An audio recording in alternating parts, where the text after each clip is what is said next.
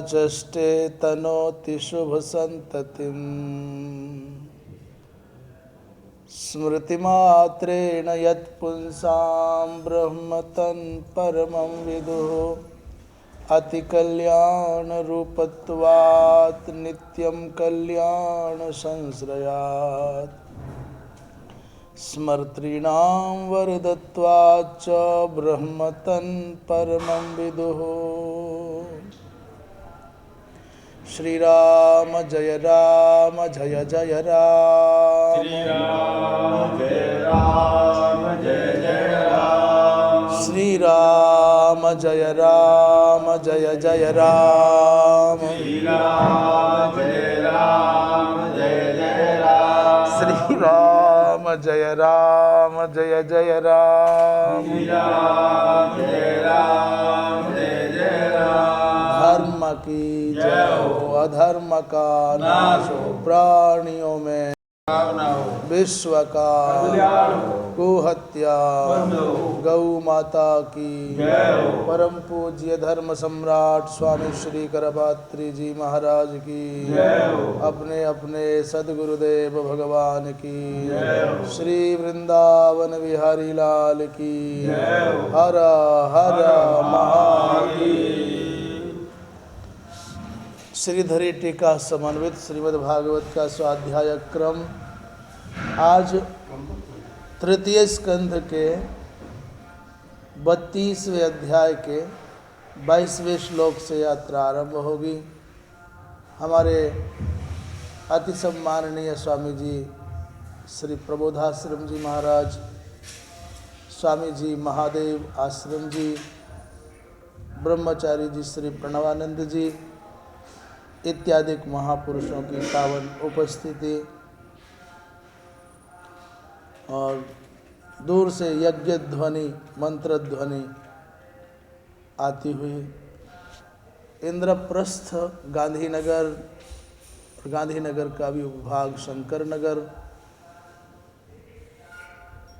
श्री कपिल भगवान कहते हैं 22वें श्लोक में, तस्मात् त्वं सर्वभावेन भजस्व परमेष्ठिनं तद्गुणाश्रया भक्त्या भजनीय पदाम्बुजम। मैया से कह रहे हैं, इसी पिछले 21वें श्लोक में कहते थे, ततः ते क्षीण सुकृता, जिनके सुकृत क्षीण हो जाते हैं, ते पुनर्लोकम इमं सती, हे सती माने हे साध्वी, हे माँ, स्वर्गादिक लोकों में पुण्यों का भोग करने वाले इन पुण्यात्मा जीवों के जब पुण्य क्षीण हो जाते हैं तो वहाँ से फिर नीचे आ जाते हैं। पतंति विवसा देवैः सद्यो विभ्रंशितोदया, यहाँ आना पड़ता है। इसलिए आने जाने का झंझट यदि माँ समाप्त करना चाहती हो तो तस्मात् त्वं सर्वभावेन परमेष्ठिनं भजस्व। यदि ये आवागमन का चक्र तुमको रुचिकर न लगता हो कि स्वर्ग और नरक और पृथ्वी पर आओ और यहाँ जाओ और वहाँ जाओ, तो तस्मात् त्वं भजनीय पदाम्बुजम परमेष्ठिनम, जो भजनीय पदाम्बुज माने भजन करने के योग्य चरण कमल वाले हैं। परमेष्ठि शब्द का अर्थ तात्पर्य सर्वेश्वर भगवान का भजन करो। कैसे करना है? बोले तद गुणाश्रया भक्त्या सर्वभावेन भजस्व। या विशेष रूप से अर्चन, पूजन, नामस्मरण, ध्यान आदि के साथ साथ कह रहे तद गुणाश्रया भक्त्या। इसका तात्पर्य हुआ कि इस भक्ति में भगवान के गुण गणों का श्रवण और वाचन, इस इत्याकारक आश्रय लेना चाहिए भक्ति में। जिस भक्ति में भगवान के गुण गणों का श्रवण हो, जिस भक्ति में गुण गणों का चिंतन हो, जिस भक्ति में गुण गणों का वर्णन हो, अनुवाद हो, उस भक्ति का आश्रय लेना चाहिए। श्रीधर स्वामी कहते हैं परमेष्ठिनम का प्रायः संसार में अर्थ है सामान्यतया प्रजापति ब्रह्मा, पर इस श्लोक में परमेष्ठिनम का अर्थ कर रहे हैं परमेश्वरम। सर्वभावेन इसमें श्लोक में आया कि सर्वभावेन भजस्व, तो सर्वभाव क्या होता है जी? बोले सर्वभाव होता है अति प्रीत्या, अर्थात सर्वतः सब जगह से मन हटा करके अत्यंत प्रीतिपूर्वक, अति प्रीत्या अत्यंत प्रीतिपूर्वक तस्य गुणान आश्रयते या भक्ति, उसी के गुण अघटित घटना पटीयसी माया के अधिपति उस परमेश्वर के सभी जितने विशिष्ट गुण हैं उन सब का आश्रय लेते हुए, तस्य गुणान आश्रयते या भक्ति, अर्थात जिस भक्ति में भगवान के गुण गणों का भी आश्रय लिया जाता है वो तया भक्त्या, उस भक्ति के द्वारा माँ तम परमात्मानम भजस्व। एक बढ़िया बात कह रहे हैं कि निवृत्त कर्म पराणाम अंते, निवृत्ति पथ के जो महानुभाव हैं उनके लिए भी कहा अथतम सर्वभूतानाम हृत पद्मेषु कृतालयम शरणम ब्रज, उसी परमात्मा की शरण में जाओ। और अब प्रवृत्त कर्म परायणम, प्रवृत्त कर्म पराणाम, निवृत्त कर्म पराणाम और प्रवृत्त कर्म परायणाम, तो निवृत्त कर्म परायण जो हैं पर, निवृत्त कर्म पर जो है महापुरुष, उनको भी कह रहे हैं उसी की शरण में जाओ।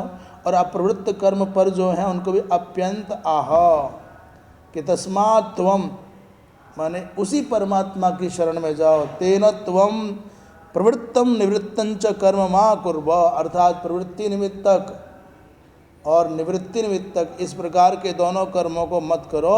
यतो भक्ति रेव मुख्या, क्योंकि भक्ति ही आत्मकल्याण में मुख्य साधन है।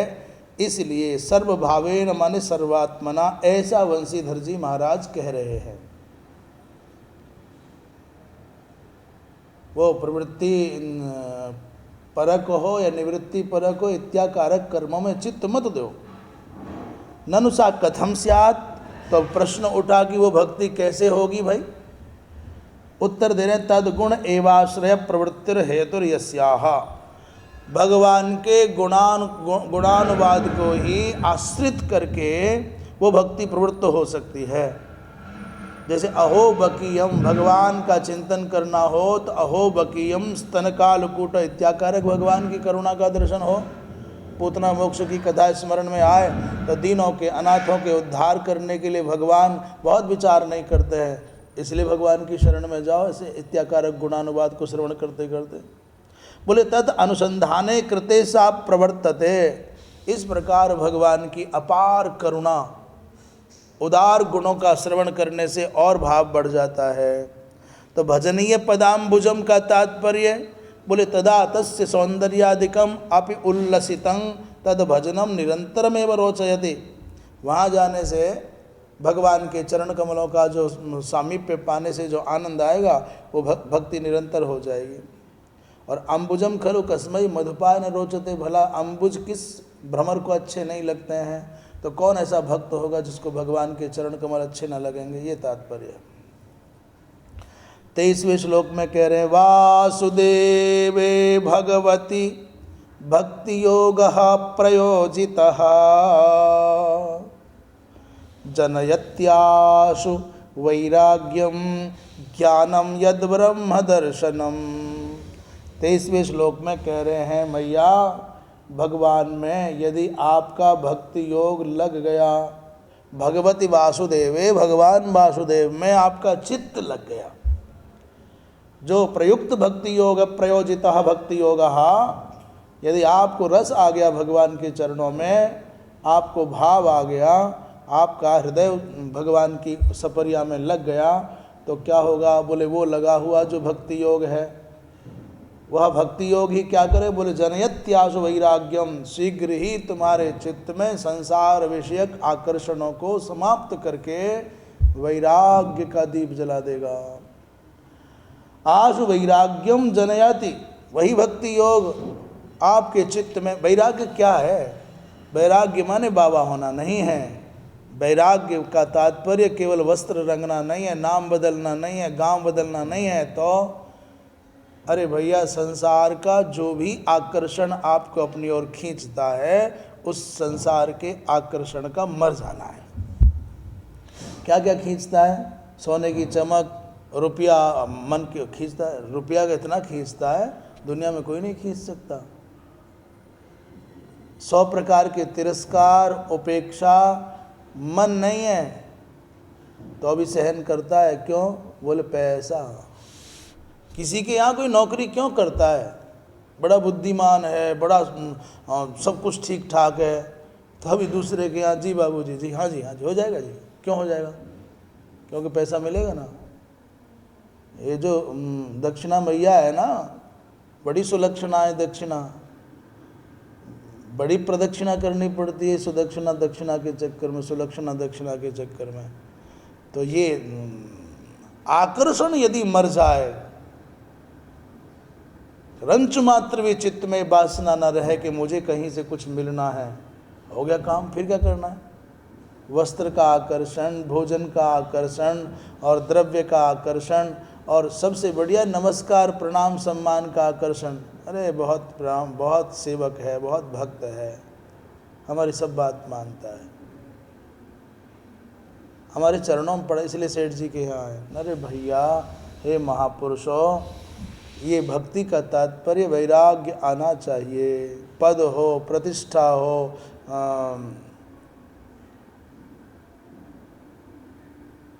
भी जिस भी प्रकार के आकर्षणों से, स्त्री विषय का आकर्षण हो, वस्तु में, व्यक्ति में, स्थान में, तो इत्याकारक आकर्षण नहीं रहे। इसे कहते हैं वैराग्य।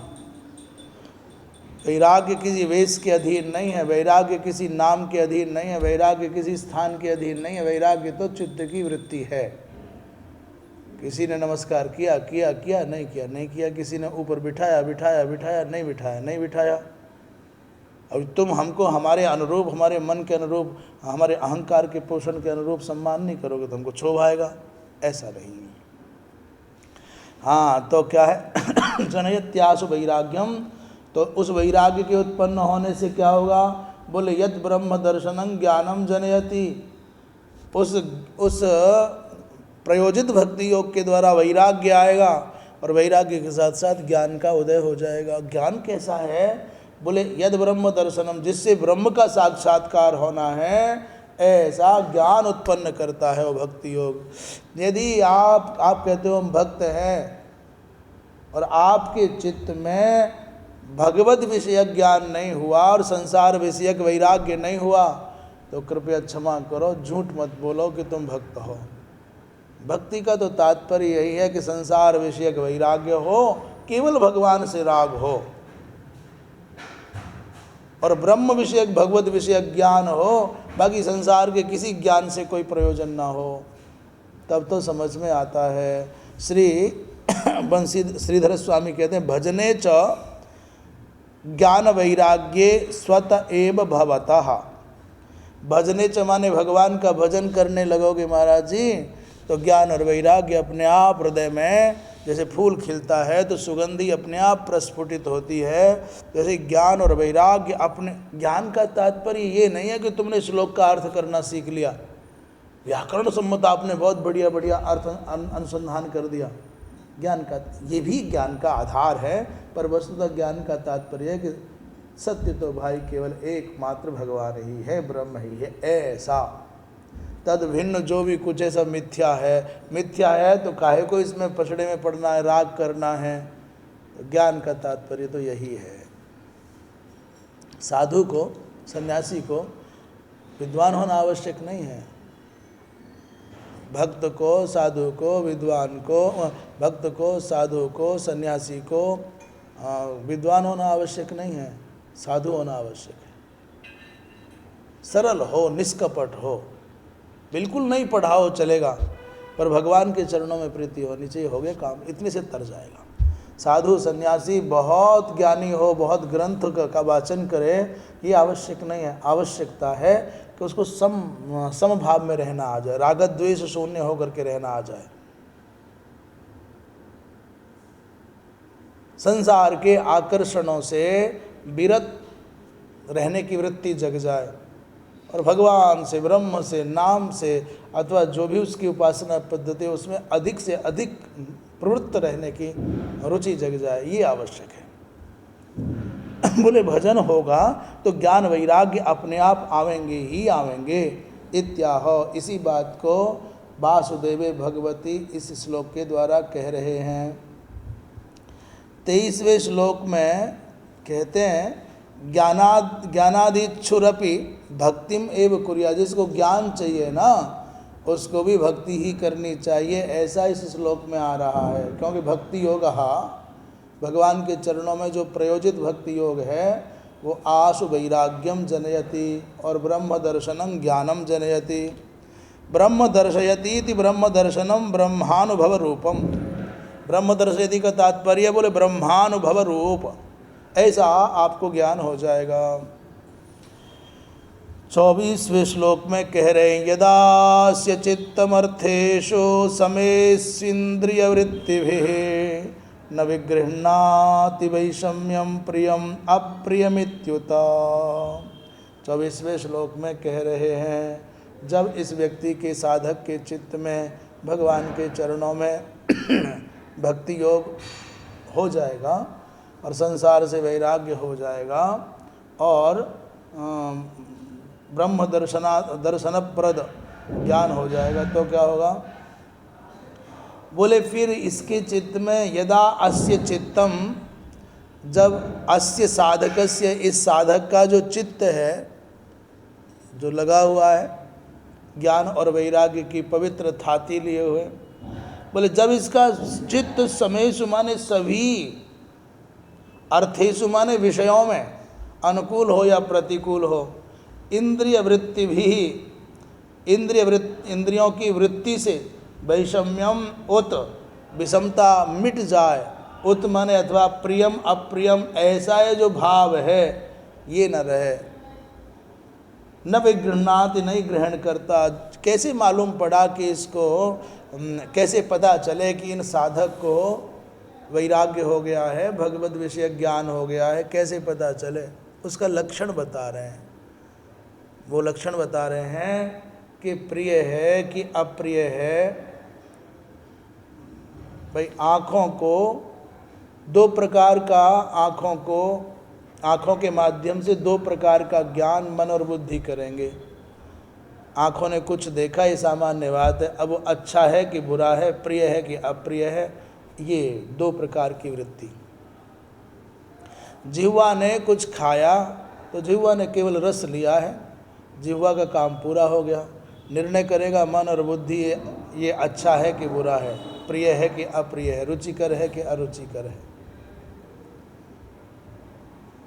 स्पर्श ने, अभी महाराज जी काठ वाली मेज पर नहीं बैठे और इशारा बता दिया कि उधर मूलाधार को क्यों कष्ट दें। ये त्वचा ने केवल छूना जानती है, अच्छा और बुरा का बोध उसको नहीं है, तो मन और बुद्धि मिलकर के कहता है ये बहुत कोमल है, बहुत अच्छा है, ये बहुत कठोर है, बहुत बुरा है। तो कहीं रुचिकर अरुचिकर, प्रिय अप्रिय हुआ ना, अच्छा और बुरा लगा ना। खाने में, देखने में, छूने में, सुनने में अच्छा और बुरा, जो बात हमारे मन के अनुकूल अच्छी लगेगी, जो अनुकूल नहीं होगी बुरी लगेगी। तो ये कह रहे हैं कि यदि आपके चित्त में भक्ति योग लग गया, उदित हुआ, तो झटिति वैराग्य आएगा और भगवत विषय ज्ञान उदित हो जाएगा। ऐसा होने का फल क्या है? बोले इसके होने का फल बता रहे हैं, इस व्यक्ति के चित्त में सबके प्रति संभाव हो जाएगा, कहीं प्रिय और अप्रिय भाव नहीं रहेगा, वैषम्य नहीं रहेगा, फिर ये सम हो जाता है। इसी को समत्व कहा जाता है। पर जितना सरलता से कह दिया ना, उतना सरलता से कहना, माने इसको निभाना, आचरण में उतारना उतना सरल नहीं है। थोड़ा सा नमक कम हो जाए, थोड़ा सा नमक अधिक हो जाए, थोड़ा सा मिर्च कम हो जाए, थोड़ा सा मिर्च अधिक हो जाए, तो व्यक्ति तुरंत अपनी भावना को व्यक्त कर देता है। कोई विनम्रता से कह देता है, कोई आक्रोशपूर्वक कहता है। कोई थाली पटक करके ही बताता है कि नमक ज़्यादा और कम है। तो सबके अपने अपने भाव हैं, परंतु बड़ी बात यह है कि सम रहे, अनुकूल और प्रतिकूल में सम रहने का सतत अभ्यास करे। तो ये हो गया श्रीधर स्वामी के तदेव उपपादयति, उसी को कह रहे हैं। यदास्य भक्तस्य, जब इस भक्त के, साधक के, इस ज्ञानी के चित्तम मन चित्त भगवद गुणानुरागेण, भगवद गुणों में जब इसका अनुराग हो जाएगा, भगवान के चरणों में अनुराग हो जाएगा, तो तस्मिन्नेव निश्चलम सत, तो उसी भगवान में निश्चल होगा। वो भगवान के ध्यान में लगा हुआ है, ठंडी पड़ी गर्मी उसे क्या पता है। वो भगवान के चरणों में बैठा आनंदित है, किसी ने कुछ अच्छी बात कह दी कि बुरी कह दी, उसे क्या खबर। तस्मिन्नेव निश्चलम सत इंद्रिय वृत्तिभिर वैषम्यम अर्थेषु न विगृह्णाति, उसे पता ही नहीं चलता कौन अपमान कर गया कौन सम्मान कर गया। तो तस्मिन्नेव निश्चलम सत इंद्रिय वृत्तिभिर, इंद्रियां ही बताती हैं ना कि अच्छा और बुरा है, माने इंद्रियों से ही पता चलता है गर्म है कि ठंडा है। तो इत्यात्मनात्मानम क्या वृत्तिभिर वैषम्यम अर्थेषु न, अर्थात इन विषयों के वैषम्य से प्रभावित नहीं होता है, ये तात्पर्य है। ठंडा ठंडा ही रहेगा, गर्म गर्म ही रहेगा। जब तक वो ठंडा ज्ञान दे पाए कि ठंडा था, तब तक तो भजन में डूबे, पता ही नहीं चला अच्छा ठंडा था, अच्छा कड़वा था, थू थू, पता ही नहीं चले। हम आपको सच बताते हैं, यदि वास्तव में थोड़ा भी नियम में आस्था हो गई, थोड़ा भी भगवान के चरणों में प्रेम हो गया, तो आंधी भी आएगी, तूफान भी आएगा, तमाशा भी होगा, आपको पता ही नहीं चलेगा। हाँ, हम बता रहे, पता ही नहीं चलेगा। जितनी देर तक संसार के इस विषम वातावरण से जुड़े रहोगे, उतनी देर पता चलेगा। नियम में लौट जाओ, कुछ ही नहीं पता चलेगा। इसलिए मनुष्य को नियम में बंधा रहना चाहिए। पहाड़ भी गिरेंगे, आसमान भी टूटेंगे, बरसात भी होगी, गरियाए भी जाओगे, और ले तेरी धत तेरी भी होगा, मार कूट करने की बात भी होगी, लांछन भी लगेंगे, सब कुछ होगा। पर तुम संसार में होगे तो खूब असर पड़ेगा, और संसार से हट करके भगवान में जुड़े रहोगे तो नारायण कुछ असर नहीं पड़ेगा।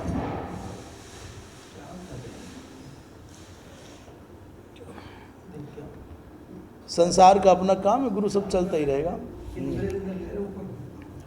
हाँ, 24वें श्लोक में कहते हैं, क्या कह रहे हैं 24वें में?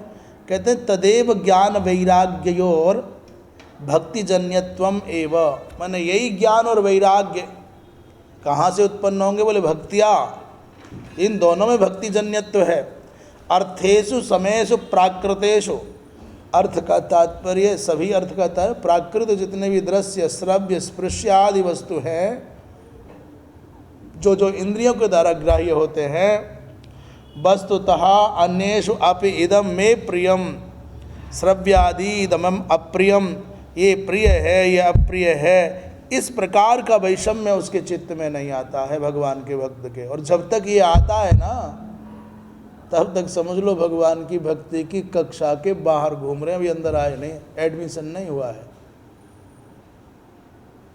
अभी प्रवेश नहीं हुआ है, प्रवेशार्थी हैं, लाइन में लगे कि हमारा एडमिशन हो जाए। निंदास्तुत्यादिषु लोष्ट कांचनादिषु न समभावनम, क्या है? निंदास्तुत्यादिषु लोष्ट कांचनादिषु च समभावनम स्यात्। इसका तात्पर्य है कि पत्थर में और सोने में, मिट्टी में और सोने में, और दूसरा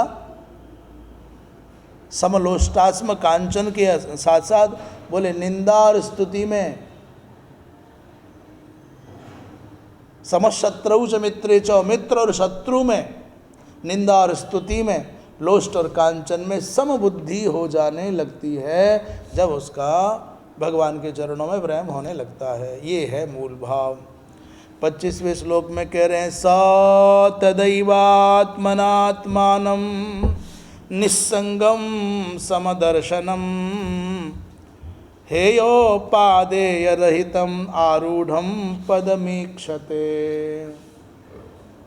ऐसी अवस्था हो गई, समदर्शित्व आ गया, समभाव सद गया, तो स तदेव आत्मना, वह वो साधक उसी समय ही, तदेव माने उसी समय, आत्मना आत्मानम निस्संगम, अपने आप को, निस्संग माने अनासक्त, और समदर्शन माने समदर्शी। तो अनासक्त और समदर्शी का तात्पर्य क्या है? बोले हे और उपादेय रहितम, जिसमें न त्याज्य कुछ है न ग्राह्य भावना विशेष है। अरे छी त्यागो त्यागो, और ग्राह्य अरे ये बहुत काम का, उठाओ उठाओ। तो त्याज्य और उपादेय ऐसे भावों से रहित पदम आरूढ़म ईक्षते, ऐसे पवित्र दिव्य पद को देखने लग जाता है। पर भाई हम फिर कह रहे हैं, बड़ा सरल है शब्दों को कह देना, बहुत कठिन है उन शब्दों को जीवन में चरितार्थ करना। अब भारत का नक्शा बनाया, 1 मिनट में पूरे भारत पे घूम लो और चल के जाओ तो पता चले कितना देर लगे, कितना श्रम लगे, कितना धन लगे, कितनी कठिनाइयाँ हों। कहते हैं यदि ऐसा हो जाता है, निस्संग हो जाता है, समदर्शी हो जाता है, तो हेयोपादेय रहित दिव्य पद को ईक्षते माने पश्यति, आरूढ़ देखता है। ऐसा अद्भुत भाव श्रीधर स्वामी कहते हैं, तदैव आत्मना आत्मानम स्वप्रकाशम ईक्षते। ईक्षते का तात्पर्य देखना भी कर सकते हैं और अनुभवति ऐसा भी कर सकते हैं। उसी समय जब ये गुण उसमें घटित हो जाते हैं, वो निसंग और समदर्शी हो जाता है, तो आत्मानम स्वप्रकाशम, अपने स्वस्वरूप का दर्शन करने लग जाता है, अनुभव करने लग जाता है। कार्य कथम भूतम, कैसा है वो? बोले समम च तद्दर्शनं च तत्कुतः निस्संगम। ये 25वें श्लोक में कह रहे हैं,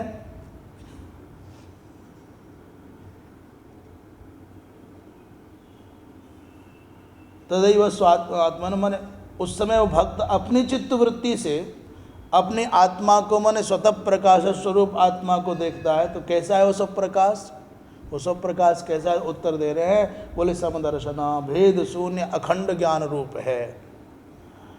तो समम च तद्दर्शनं च, सम है उसका दर्शन। कैसा? बोले कहते हैं वह कैसे? बोले क्योंकि वह संग से माने निस्संगम, माने संग से रहित है।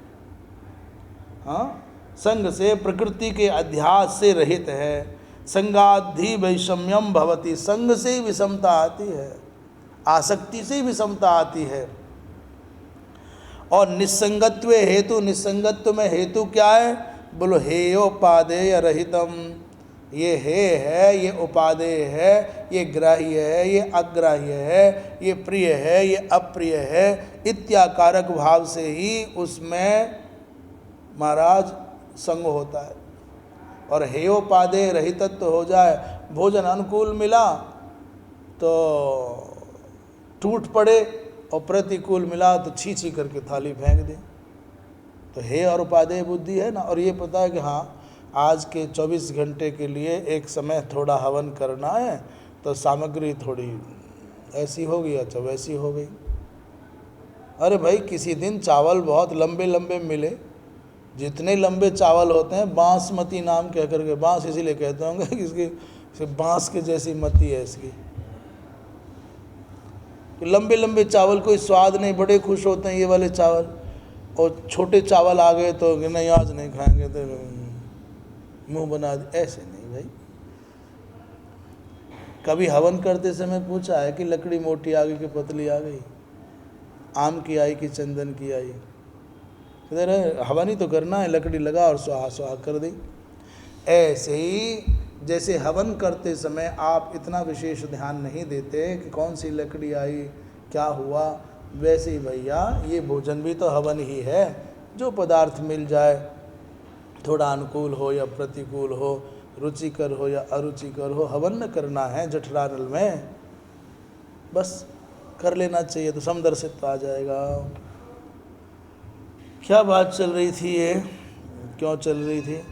संगादि वैषम्यम भवति, और निस्संगत्व हेतु माने हेयोपादे रहितत्व हो जाए कि तत्कुतः, बोले पदम व्यवसितम आरूढ़ परमानंदो हम इति निश्चयम प्राप्तम इत्यर्थः। तब वो परम पद प्राप्त हो जाएगा जहाँ ये आएगा कि मैं परमानंद स्वरूप हूँ, मैं सद्घन हूँ, मैं चिद्घन हूँ, मैं आनंद घन हूँ, ऐसा भाव मन में आ जाएगा, वह अवस्था प्राप्त हो जाए। इसी को कहा है। ये 25वां समदर्शी। वो जो समदर्शी है, अच्छा 25वां बहुत, हाँ 25 समदर्शी है। तदई वैषम्य निवृत्तौ सत्याम, विषमता की निवृत्ति हो जाने पर समदर्शनम का तात्पर्य क्या है? बोले अविषम ज्ञान रूपम। विषम ज्ञान रूप नहीं, समदर्शन है अविषम ज्ञान रूपम। अविषम माने समज्ञान होना चाहिए। समदर्शन हेतुम आशंकते, समदर्शन में हेतु क्या है? बोले तद्धेयोपादेय रहितत्वम, हे और उपादेय बुद्धि का राहित्य हो जाए कि ये वस्तु हे है, ये उपादेय है।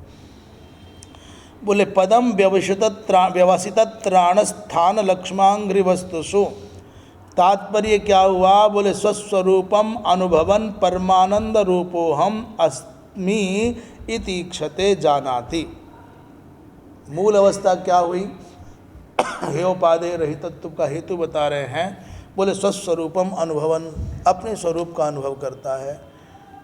ये यहाँ जो प्रकाश पुंज है ना, अंदर आत्म प्रकाश है, जैसे ज्ञान प्रकाश होते हैं, कहते हैं। ऐसा भावना करो कि ये प्रकाश मेरे नेत्रों के अंदर से निकल करके सूर्य को प्रकाशित कर रहा है। सूर्य में जो प्रकाश है वो मेरा प्रकाश है यहाँ का।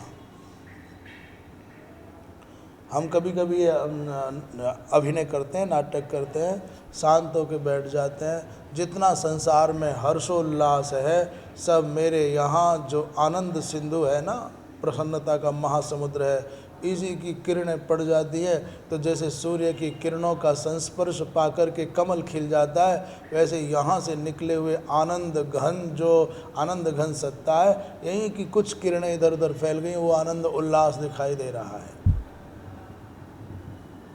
इस विश्व प्रपंच में जहाँ कहीं भी दीपक जल रहे हैं, अग्नि जल रही है, सूर्य चंद्र नक्षत्र मंडल चमक रहे हैं, वो मेरे इस आत्म प्रकाश से अभिन्न है, भिन्न नहीं है। अब सोचो कि जब यहाँ से निश्रित प्रकाश की सामान्य सी किरणों से पूरा विश्व प्रकाशित हो रहा है, तो कहाँ यहाँ रोग है, कहाँ यहाँ राग है, कहाँ यहाँ विद्वेष है, कहाँ यहाँ अंधेरा है, कहाँ यहाँ पर क्लेश है। इसलिए प्रकाश रूपो हम, आनंद रूपो हम, सद रूपो हम, चिद रूपो हम,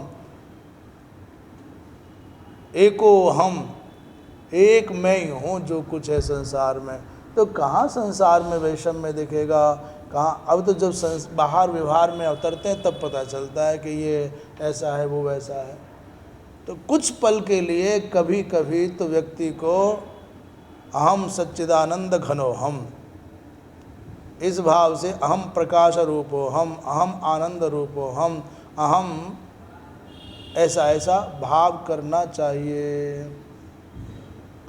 तो सच में ही ऐसा लगता है सारी सृष्टि में जितना प्रकाश और प्रकाश निमित्तक जितना भी आभास और ये विकास आदि दिखता है, सब यहीं से निश्रित है। वो जो ब्रह्म के लिए कहा जाता है कि नेत्रों का उद्घाटन सृष्टि है और नेत्रों का बंद करना प्रलय है, हमारे साथ भी ऐसा ही है। नित्य सोने जाते हैं तो नित्य प्रलय है, आँख खुली तो सृष्टि का सृजन है। और मुदौ नयन कतहु कछु नाही, मुदौ नयन कतहु कछु ना, आँख बंद कर लो, दुनिया में कोई अच्छा बुरा नहीं है। आँख खुली है तब तक सब जमेला रहता है। नारायण मुदौ नयन कतहु कछु नाही। आगे चल रहे हैं, क्या कह रहे हैं? तो स्वस्वरूपम अनुभवन परमानंद रूपो हम अस्मि इति क्षते माने इति जानाति। 26वें श्लोक में कह रहे हैं ज्ञानमात्रं परब्रह्म परमात्मेश्वरः पुमान् दृश्यादिभिः पृथक् भावैर्भगवानेक ईयते। 26वें श्लोक में कह रहे हैं परम ब्रह्म परमात्मा ईश्वर, परब्रह्म कहो ज्ञानियों की दृष्टि से और परमात्मा कहो योगियों की दृष्टि से, ईश्वर कहो भगवान कहो भक्तों की दृष्टि से, पुमान पुरुषोत्तम कहो कुछ कहो, परब्रह्म कहो परमात्मा कहो भगवान कहो ईश्वर कहो पुरुषोत्तम कहो, ज्ञान मात्रम वो सब कुछ ज्ञान ही है, एकमात्र ज्ञान के ये नाम है, ये सब ज्ञान है। दृश्यादि भी एक भगवान पृथक भाव ही यते, ये जितने दृश्य माने इंद्रियादि के द्वारा जो दृश्य श्रव्य जो देखा जाता है, सुना जाता है, सूंघा जाता है, चखा जाता है, वो एक ही भगवान पृथक भाव माने भिन्न भिन्न रूपों में ईयते माने प्रतीतो भवति, एक ही भगवान है। एको हम बहुश्यामा ऐसा कह करके उन्होंने घोषणा भी की मैं ही हूँ। एकम सद विप्रा बदंती बहुधा बदंती, ये भी कहा जाता है कि एक ही तत्व को विद्वानों ने भिन्न भिन्न रूप में कहा है, उसी बात को यहाँ कहते हैं। श्रीधर स्वामी पाद कह रहे हैं, कहते हैं समेश 25वां हो गया क्या?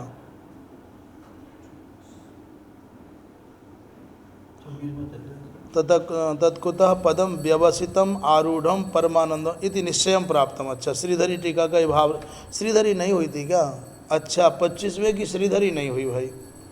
तदैव आत्मना आत्मानम स्वप्रकाशम ईक्षते, अपने स्वरूप का दर्शन करता है। वो कैसा है? बोले प्रकाश रूपात्मक है। कथम भूतम, वो कैसा? बोले समम च तद्दर्शनं च तत्कुत, बोले समम च तद्दर्शनं च। अच्छा, हो गया था क्या? संगाधि संग से ही वैषम्य होता है, निस्संगत्व में हेतु है हेयोपादे रहितत्व। तत्कुता, बोले पदम व्यवसितम आरूढ़म, कैसे पद को देखता है? बोले परमानंदो हम इति निश्चयम प्राप्तम, ऐसे दिव्य निश्चयात्मक भाव को प्राप्त हो जाता है। अच्छा, हो गया। तो अब 26वां श्लोक भी हो गया। 26वां श्लोक हुआ तो उसका अर्थ भी हो गया 26वें का। अब श्रीधरी टीका, समेषु अर्थेषु इति उक्तम तदेव साम्यम दर्शयति। समेषु अर्थेषु इत्युक्तम, ऐसा जो कहा कि जब भक्त योगी का चित्त सभी अर्थों में समता का अनुभव कर लेता है, केवल ज्ञान का दर्शन करता है, ये पीछे 24वें श्लोक में कह आए हैं, उसी साम्य को फिर से दिखा रहे हैं। क्या? ज्ञान मात्रम एव परब्रह्मादि शब्द ही प्रसिद्धम। हम उस ज्ञान मात्र को ही परब्रह्मादि शब्दों के द्वारा कह रहे हैं। वो परब्रह्मादि शब्दों के द्वारा जो प्रसिद्ध तत्व ज्ञान मात्र है। दृश्यादिभिर दृश्य दृष्टि दृश्यादिभिर दृश्य दृष्टिकरण रूपेण पृथक प्रतीयते, वो दृष्टा और दृश्य के भेद से पृथक पृथक जैसा लगता है। वस्तुतः ज्ञान मात्रत्वेन समेषु, वस्तुतः ज्ञान रूपतया वो सब में एक ही तत्व है, एक ही पदार्थ है, एक ही, जैसे ज्ञान कहते हैं उसे अनेक अनेक नामों से कहा भर जाता है। 27वें श्लोक में क्या कह रहे हैं? अच्छा, 26वें में बहुत किया है भैया, बहुत बोले हैं।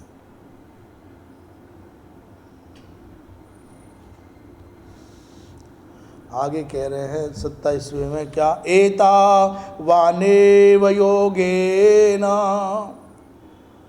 समग्रेणेह योगिनः युज्यते भिमतो ह्यर्थो यदसंगस्तु कृत्स्नशः।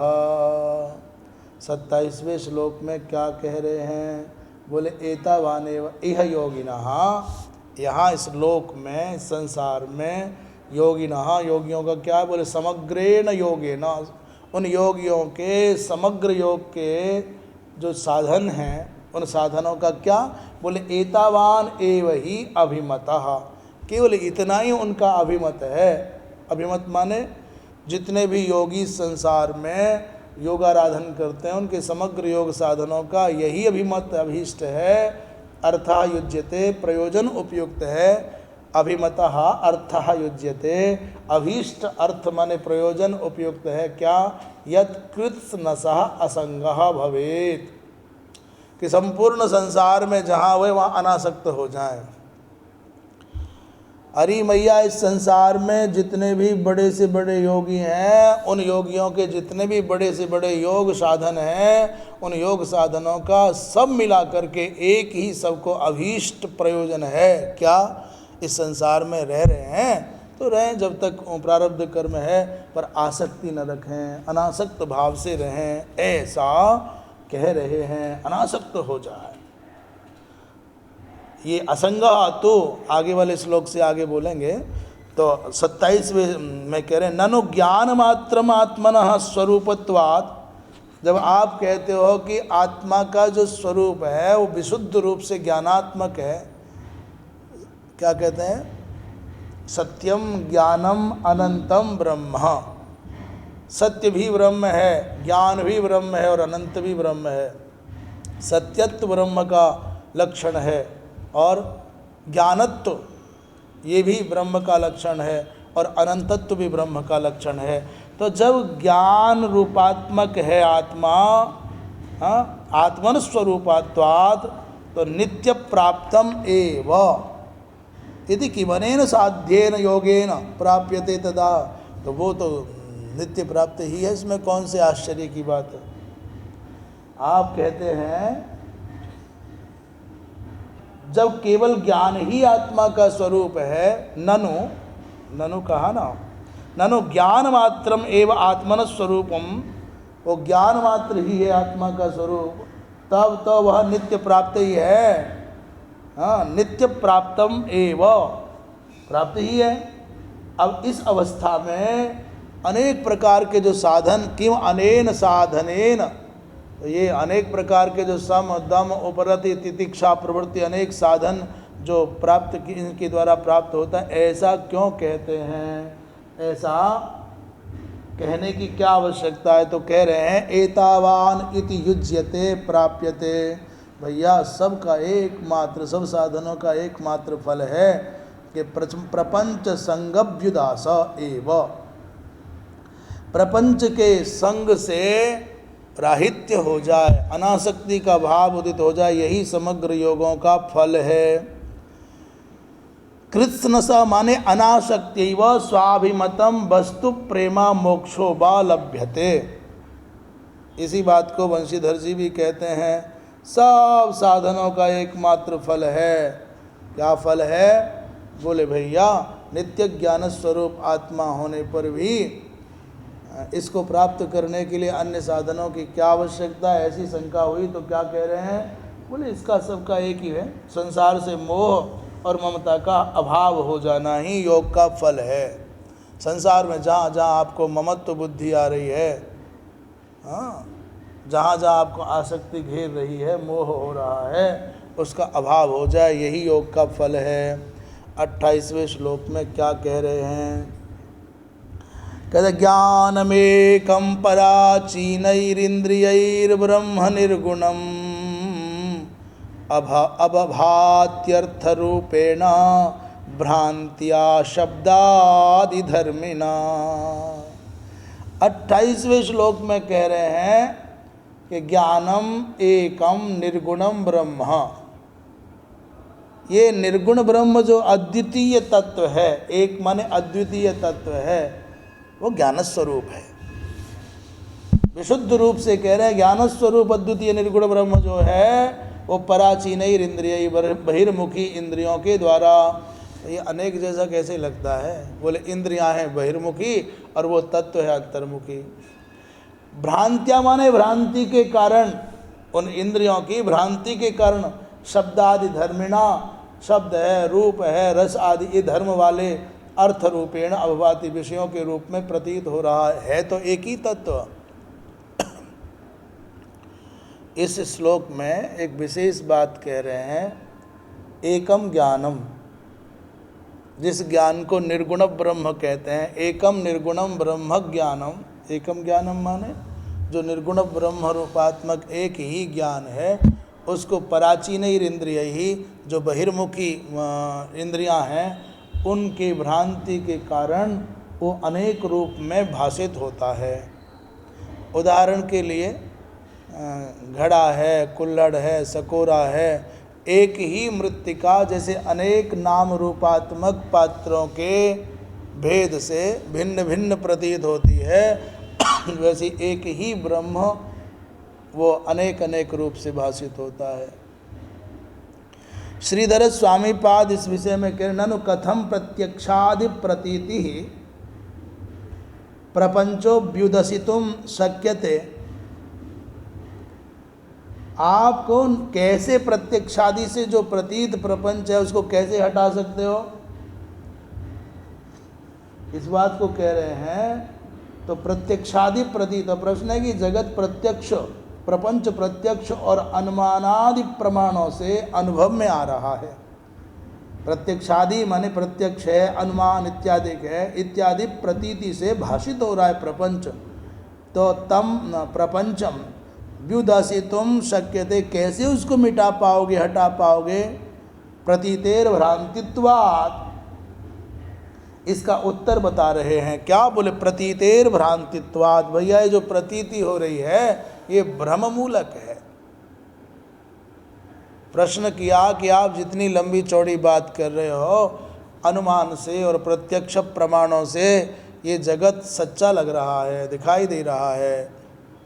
तो जो सच्चा लग रहा है, दिखाई दे रहा है, तो इस प्रपंच को हटाने का तुम्हारे पास क्या मार्ग है? बोले प्रतीतेर भ्रांतित्वात्, इस प्रतीति को भ्रांत मानने से साधन हो जाएगा। ये अनुभव भ्रांति है, यही भाव कह रहे हैं। किसमें? श्लोक में। ज्ञानम अर्थात इसी बात को कह रहे हैं। पराचीन ही माने परांगमुखई बहिर्मुखई। पराचीन माने जो इंद्रियां अंतस्तत्व को जानने में अक्षम हो गई, अब बाहर के संसार के प्रपंच को चखने में डूब पड़ी है। शब्दादि धर्मो यस्य, इन पराचीन परांगमुख इंद्रियों के द्वारा विविध रूप वाले धर्मों में शब्द है, स्पर्श है, इससे इस रूप में तेन अर्थ रूपेण, वो इन अर्थों में, विषय रूपों में ज्ञान रूपम निर्गुणम ब्रह्मेव अवभाति। वस्तुतः ज्ञान स्वरूप परब्रह्म निर्गुण ब्रह्म ही ज्ञान ही वो भाषित होता है। न त्वर्थः पृथक अस्ति, ये अर्थ पृथक नहीं है। जैसे कुल्हड़ को देखोगे तो अभी कहना पड़ेगा मृद एव, ये मिट्टी ही है। घड़ा देखोगे तो वो मृद एव, मिट्टी ही है। ऐसी जगत प्रपंच में जहाँ शब्द स्पर्श रूप रस इत्यादि को देखोगे, आपको अंत में स्वीकार करना पड़ेगा ये ब्रह्म ही है, ये चिद ही है, बाकी सब काल्पनिक है। 28वें श्लोक में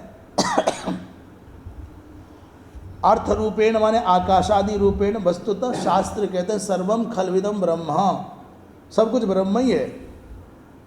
तो ये अलग अलग क्यों भाषित होता है? कहते हैं भाई ये बात क्या है, रजतम इदम इति प्रतीतो, सुक्ति में रजत की भ्रांति की भांति ये जगत भिन्न जैसा प्रतीत होता, वास्तव में ब्रह्म ही है, ऐसा कह रहे हैं। 29वां श्लोक देख लेते हैं। यथा महानहम रूपः त्रिवृत पंचविधः स्वराट एकादश विधस्तस्य बपुरंडम जगद्यतः। 29वें श्लोक में कह रहे कैसे पता चला कि वो ब्रह्म ही अनेक रूपों में भाषित होता है। बोले यथा, जैसे उदाहरण के लिए महान माने महत्तत्व था सबसे पहले, उस परम पुरुष से परमात्मा से प्रकृति का उदय हुआ, प्रकृति से महत हुआ, महत से अहंकार हुआ, अहंकार से आकाशादि पंच महाभूत हुए। तो जैसे महत तत्व है और त्रिवृत, उससे 3 प्रकार का वैकारिक तेजस आदि अहंकार हुआ रहा है, और उससे पंच विधा माने 5 महाभूत हो रहे हैं, और उससे एकादश विधा माने 11 इंद्रियां हो रही हैं। तस्य बपुरंडम, उसका शरीर ब्रह्मांड रूप, यतस्वराट, जैसे वो स्वयं प्रकाश ही है, उसी से स्वयं प्रकाश ही जगत माने विश्व बन गया है। तो बता रहे हैं कि देखो परम पुरुष से परमात्मा से प्रकृति, प्रकृति से महत, महत से त्रिविध अहंकार, अहंकार से ही 5 महाभूत, और उसी से फिर क्या हो गया? मन आदिक सहित 10 इंद्रियां, एकादश, और उसी से यह समग्र ब्रह्मांड शरीर बना। वस्तुतः वो अलग नहीं है, वही परम पुरुष ही जगत के रूप में भाषित हो रहा है। श्रीधर स्वामी कहते हैं अर्थ रूपत्वम एव उदाहृत्य। अब वस्तुतः वास्तव में जो दिख रहा है इसी का उदाहरण देकर के बता रहे हैं, दर्शयति यथेति। ये अर्थ रूपत्वम एव उदाहृत्य, इस अर्थ रूपता को ही उदाहरण बना करके दे रहे हैं। महान माने महत्तत्व हो गया, उससे अहंकार हो गया, अहम रूप माने अहंकार, और वो अहंकार ही त्रिवृत्त माने 3 प्रकार का हो गया, माने त्रिगुणात्मक। तो 3 प्रकार का अहंकार भी वही ब्रह्म ही बना है, वही ब्रह्म ही प्रकृति, और वही ब्रह्म ही प्रकृति से महत, और वही ब्रह्म ही महत से 3 प्रकार का अहंकार, वही ब्रह्म ही 5 महाभूत, वही ब्रह्म ही 11 इंद्रियां, और वही ब्रह्म ही समग्र प्रपंच बना है। ये कह रहे हैं। पुनश्च भूत रूपेण 5 विधा, और पुनश्च इंद्रिय रूपेण 11 विधा, 5 प्रकार के महाभूतों के रूप में, और वही सत्ता 11 इंद्रियों के रूप में। स्वराट जीव रूपा, वही जीव रूप में, और तस्य जीपस्य बपु अंडम, उसी जीव के शरीर के रूप में, अंड रूप में, और जगत रूप में। यतो ये भ्यो महदादिभ्यो तथा अवभाति। बस तथा ये जो पृथक पृथक बताए गए हैं ये सब उसी के अधिष्ठान दृष्टि से, उसको चाहे विवर्तवाद की दृष्टि से विचार करो, अधिष्ठान वही है, और चाहे परिणामवाद की दृष्टि से विचार करो, तत्व मूलता वही है, उससे बना है या उसमें भाषित है, ऐसा समझ लेना चाहिए। 29वें में कह रहे हैं अर्थ रूप से प्रतीत हो रहा है। 30वें में एतद् वही श्रद्धया भक्त्या योगाभ्यासेन नित्यशः समाहितात्मा निस्संगो विरक्त्या परिपश्यति। अरे माँ, एतद् वही श्रद्धया भक्त्या योगाभ्यासेन नित्य सत्समाहितः निस्संगात्मा विरक्त्या परिपश्यति। पर ये जितना बताया गया है इसका वस्तुतः तत्व कैसे मिलेगा? माँ कह रहे हैं ये जो हम बता रहे हैं कि जो कुछ दिख रहा है वो एक ही तत्व में अनेक अनेक प्रकार से वही भाषित हो रहा है, ये जो निश्चित है। बोले कब समझ में आएगा? बोले श्रद्धया भक्त्या, श्रद्धा युक्त भक्ति से समझ में आएगा। संशयात्मा के हाथ कुछ नहीं आएगा, अश्रद्धालु के हाथ कुछ नहीं आएगा। श्रद्धा युक्त भक्ति से और निरंतर योगाभ्यास से बात समझ में आएगी। नित्य समाहित रहने से, वो निरंतर एकाग्र होने से, निस्संग आत्मा माने अनासक्त जब चित्त हो जाएगा तब, विरक्त माने वैराग्य से ये बात आएगी। जब वैराग्य से तो सर्वत्र उसी परमात्मा को देखने लग जाता है। इतने गुण चाहिए उस तत्व को देखने के लिए। क्या क्या? श्रद्धायुक्त भक्ति चाहिए, निरंतर योगाभ्यास से जन्य एकाग्रता चाहिए, और निस्संग आत्मा माने अनासक्ति का भाव चाहिए, और संसार से वैराग्य भी चाहिए। तो परिपश्यति, तो ही देख पाता है। 30वें श्लोक में कह रहे हैं ननु तर्हि जनः किमित्येवं न प्रत्येति। तो बताओ जब वास्तव में वही परमात्मा ही है सर्वत्र, तो ये मनुष्य क्यों नहीं देख पाता है? प्रत्येति माने जानाति। कह रहे एतद् ब्रह्म, कैसे नहीं जान पाता कि यही ब्रह्म है? उसका कारण क्या है? 30वें श्लोक में कह रहे हैं उसका कारण क्या है। तो जीव क्यों ऐसा नहीं विश्वास करता कि ये समाधान में कह रहे हैं ये ज्ञान स्वरूप ब्रह्म है, इस रूप में वही देखता है जो एकाग्रचित्त और अनासक्त और विरक्त है। ये नहीं देख पाता, इसका कारण है विरक्ति का अभाव, एकाग्रता का अभाव और श्रद्धायुक्त भक्ति का अभाव। श्रद्धायुक्त भक्ति हो जाए, एकाग्रचित्त हो जाए तो जान जाएगा कि वही तत्व है। 31वें में क्या कह रहे हैं? कहते हैं इत्येतत् कथितं गुर्वी ज्ञानम तद्ब्रह्म दर्शनम येनानुबुध्यते तत्वं प्रकृतेः पुरुषस्य च। 31वें में कह रहे हैं हे गुर्वी माने गुरु पुरुष को कहते हैं, गुर्वी मैया को स्त्रीलिंग में कह रहे हैं।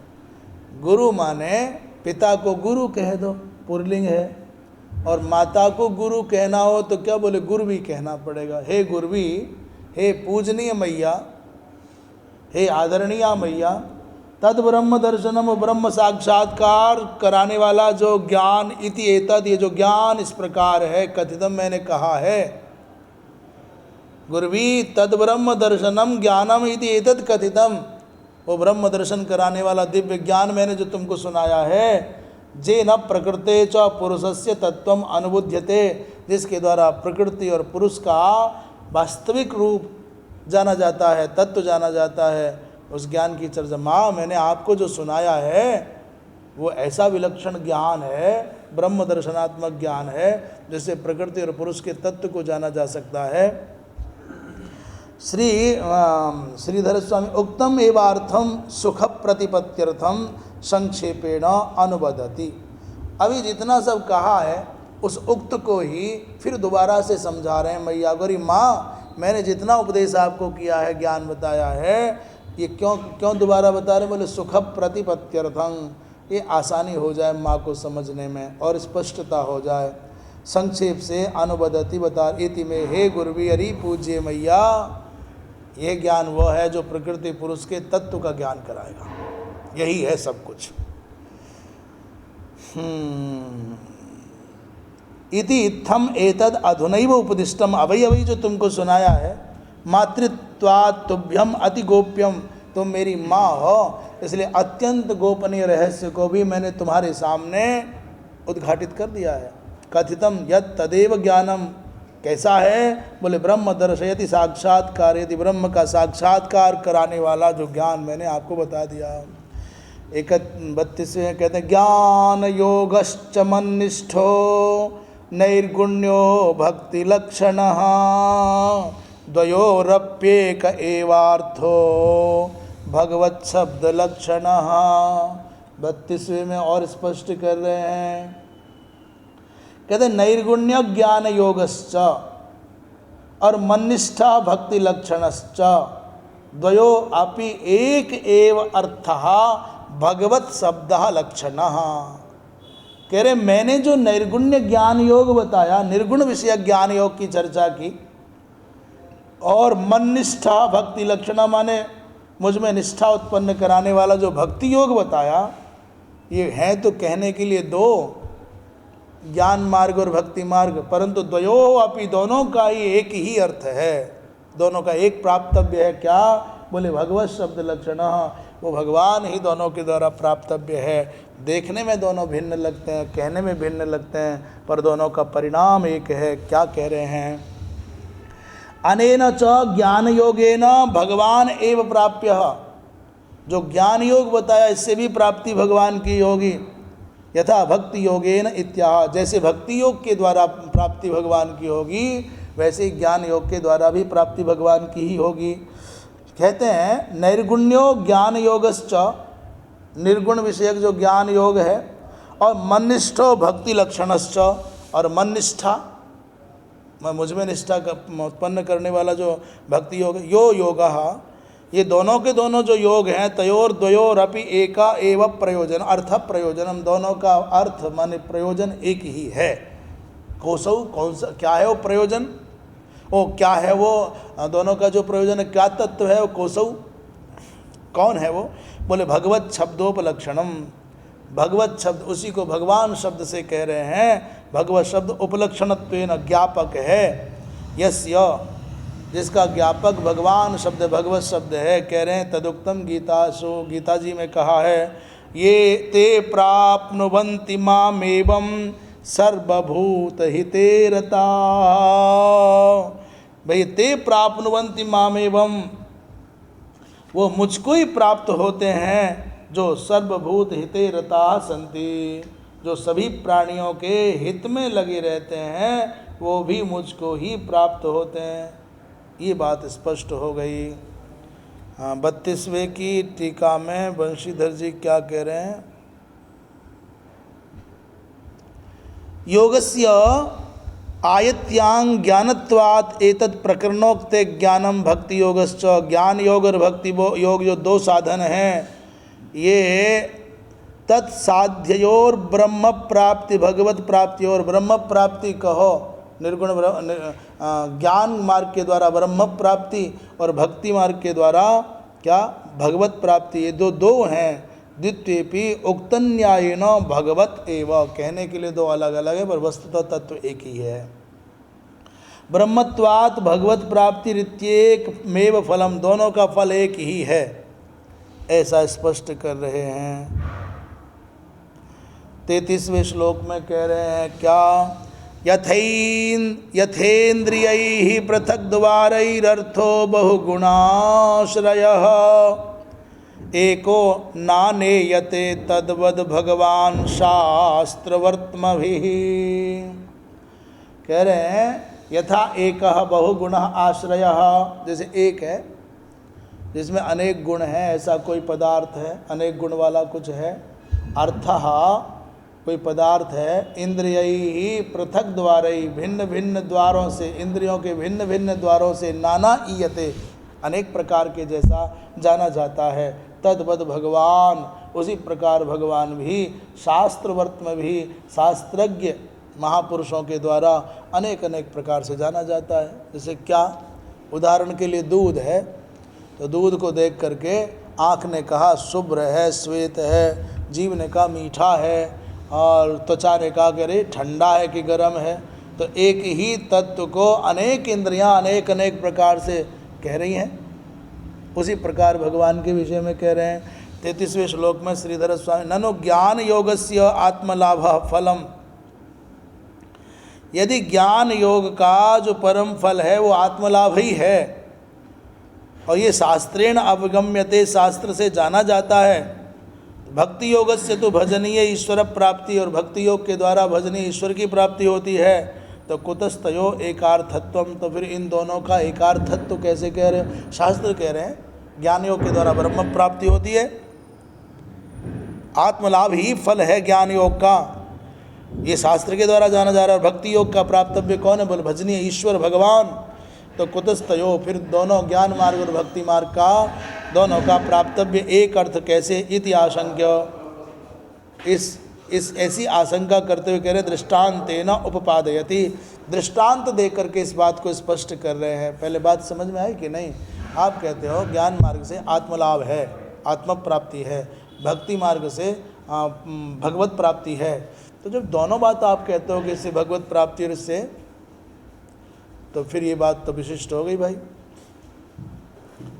दोनों अलग अलग हो गई। ज्ञान मार्ग का प्राप्तव्य कुछ और है और भक्ति मार्ग का प्राप्तव्य कुछ और है। फिर ये कैसे हुआ? दोनों को एक कैसे बता रहे हो? ऐसी आशंका होने पर दृष्टांत के द्वारा सिद्ध कर रहे हैं। यथा बहुनाम रूप रसादि नाम, रूप अलग है, रस अलग है, तो गुणा नाम, इन गुणों का आश्रय क्या है? गुड़ क्षीरादिरेक एवं,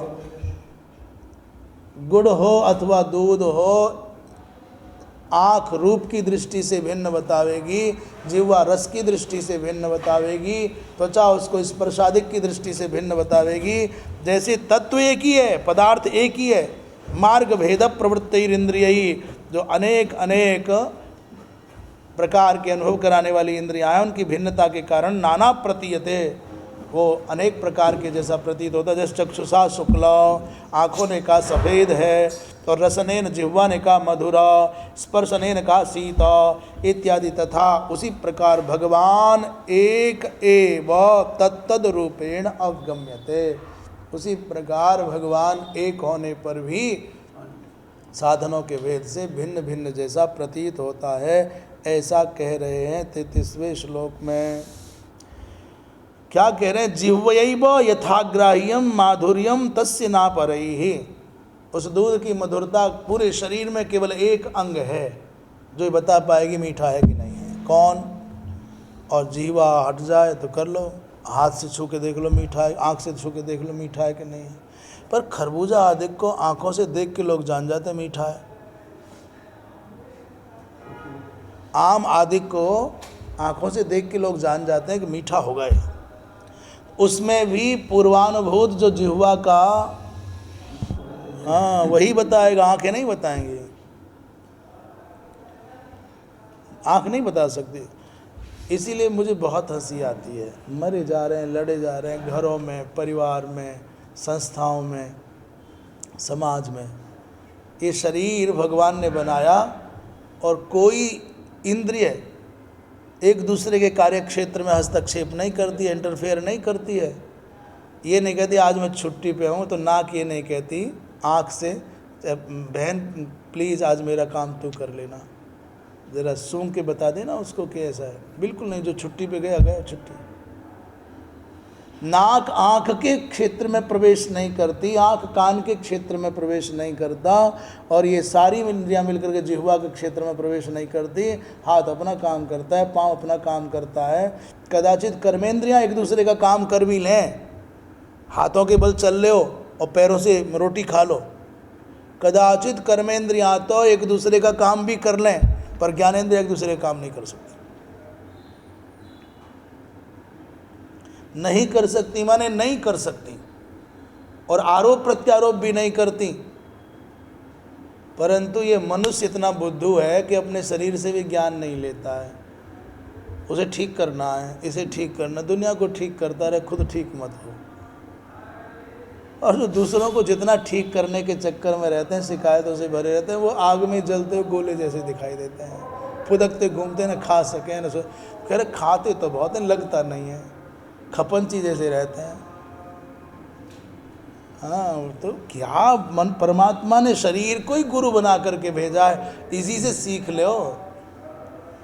बिना मतलब के हाड़ मास के शरीर को तो तुम गुरु जी हो, तुमसे धन्य होगा, और माने उसकी भी नहीं है, मानता केवल अपने मन की है।